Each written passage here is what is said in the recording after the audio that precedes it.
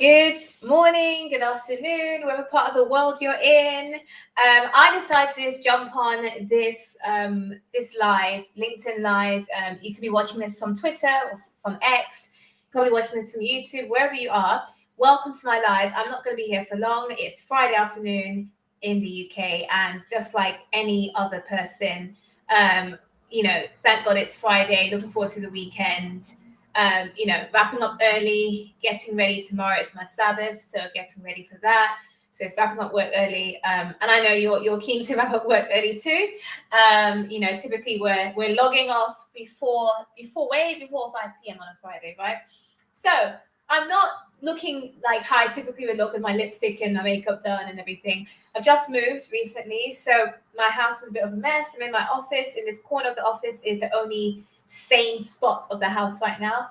Believe it or not, behind this camera there's a whole bunch of clothes baskets. There's so many things are scattered all over the place and things that I'm still unpacking. And yeah, it's been a whirlwind over the past few weeks and months. But I just had to jump on because I want to talk to you for a few minutes about leading in the age of AI. Today I released an article on Forbes. And if you haven't seen it yet, you should go and type in my name, Rachel Wells Forbes, on Google, and you can see my recent column, my Forbes column, and you can look at the recent article that was just released about probably just over an hour ago. It has close to about 200 views last I checked so far. And that article was talking about OpenAI and the skills that are required for the jobs that they're hiring for. Now, we know OpenAI is the biggest, hottest name in the industry right now as relates to tech and AI and innovation. And one thing I mentioned in there is if you want to look at the future of work, if you want to know what the future of work will look like, you just need to take a look at, so you don't need to try too hard at setting trends and analyzing trends. You just got to take a look at what the hottest startups of today are doing as far as their talent acquisition is concerned.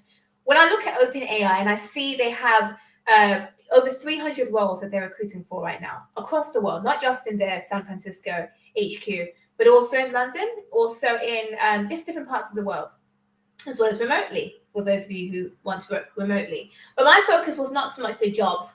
My focus was more on the skills section, because as leaders, we know that to succeed in leading our workplaces and bringing them forward to the next level when it comes to innovation and creativity and being at the forefront of innovation and productivity, we have to have a full grasp on the skills that are needed now and the skills that are needed, 2026 and beyond, the skills of the future, right?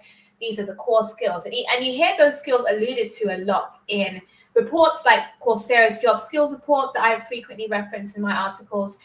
You might have heard me talk a lot about the World Economic Forum's global skills reports that was released in 2025.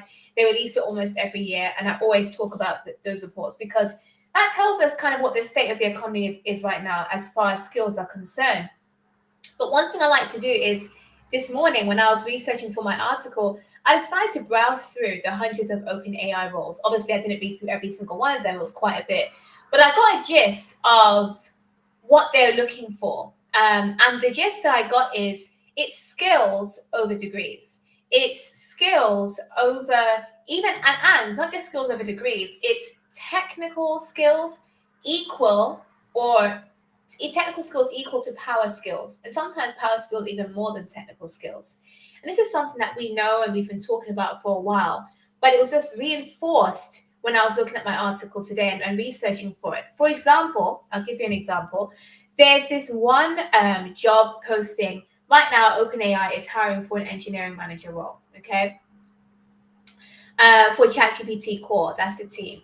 And this is what they said. Listen, they said, you might thrive in this role if you have experience building and leading product engineering teams in a fast-paced environment, okay, with 4+ years in engineering management. So there's a technical side.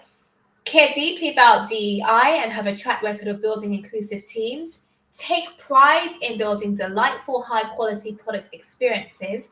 Now, this is what really stood out to me. These 2 bullet points. Watch this.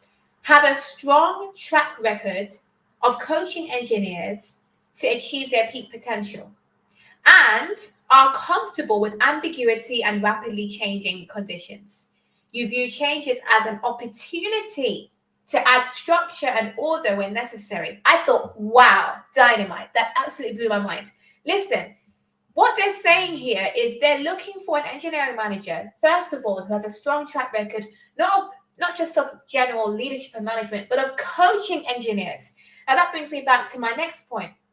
Coaching. Why is coaching such an important skill? A strong track record of coaching engineers to achieve peak potential. The thing is, when it comes to technology, whatever role you're in, yes, having a strong technical grasp is essential. Yes, being able to lead a team is great, but there's a difference between leadership and coaching. Some people, well, there shouldn't be a difference, but unfortunately, we split it. So, I can tell you what to do. That means I'm a leader. Not really, it doesn't.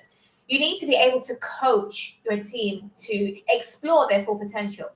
And that's something that I took into my leadership style when I was running teams, managing multi-million-pound contracts, multi-million-dollar contracts across the UK on behalf of the government departments. I was able to drive them to exceed our own targets monthly. We exceeded it one particular month by 140%. And we were the highest performing team for 6 straight months in a row. Why? Because I coached them into their full potential to achieve their peak potential. I didn't just tell them what to do and just do the basics. Okay, here's the targets for the day. Here's the team status updates, project updates. Okay, get on with it. And monitoring them, micromanaging, having one-to-one, just going through a checkbox sort of approach. I didn't do that. I coached them to achieve their peak potential. And to understand what I mean by that, I don't have time to go into this today, right now. But if you want to know how exactly I coached them to achieve peak potential, you can take a look at my Forbes article that I wrote the other day about the GROW model, where I share in there the book that I read about coaching for performance and how that really, really transforms my whole leadership style, my leadership approach. Okay, that's ultimately what's needed of leaders today when it comes to leading through AI. If you want to drive innovation, genuine innovation where creativity comes from your team, it doesn't always have to come from you. It comes from your team. That's like the greatest mark of leadership ever, when it can come directly from your team, not from you. When you can inspire them to come up with those ideas to produce exceptional output, high quality output, peak performance, peak productivity, you've got to know how to coach. That's how you lead in the age of AI. And the second point I want to make is their other bullet point where they said they're looking for someone who is comfortable with ambiguity and rapidly changing conditions. Ambiguity is uncertainty, and we all hate uncertainty. I absolutely like having clear, defined steps ahead of me. I don't like being in the dark. No one likes being in the dark. Some of us like to be more in control than others, though, right? And so if you are uncomfortable with ambiguity, that's normal. That's just a part of the human experience. But as a leader, you've got to be a bit more comfortable than most. So you've got to understand how to acknowledge your discomfort, but also know how to work through it and how to lead through it and guide your teams and organizations safely through ambiguity, guiding them through change. And today, we're facing a lot of change globally and in the US as organizations. We're facing change like layoffs. We're facing organizational restructuring, flattening of organizations, middle management being axed out, this reorganization of the hierarchy in organizations. We're facing things like, obviously AI severely impacting in positive and negative ways our workforce, transforming our business operations. There's digital transformation. There's a lot of change management initiatives going on. There's sometimes you may have a new CEO stepping in. I was in a conversation with a client the other week, and the organization was saying to me that they're facing a lot of change right now. When I was talking to them about designing their corporate training program, because that's what I do for their leaders, they said to me, you know what, Rachel, the most important thing we need for you to deliver to our leadership, for our leadership training right now, is change management. Teach us how to lead and adapt through change, manage through change. And that I agree, that's so important, not just when you're facing, a CEO leaving or a CEO moving in or layoffs, but just in general with AI. There's so much change and it's coming at such a rapid rate. Every day there's a new AI startup. Every day there's something new that we've got to catch up with.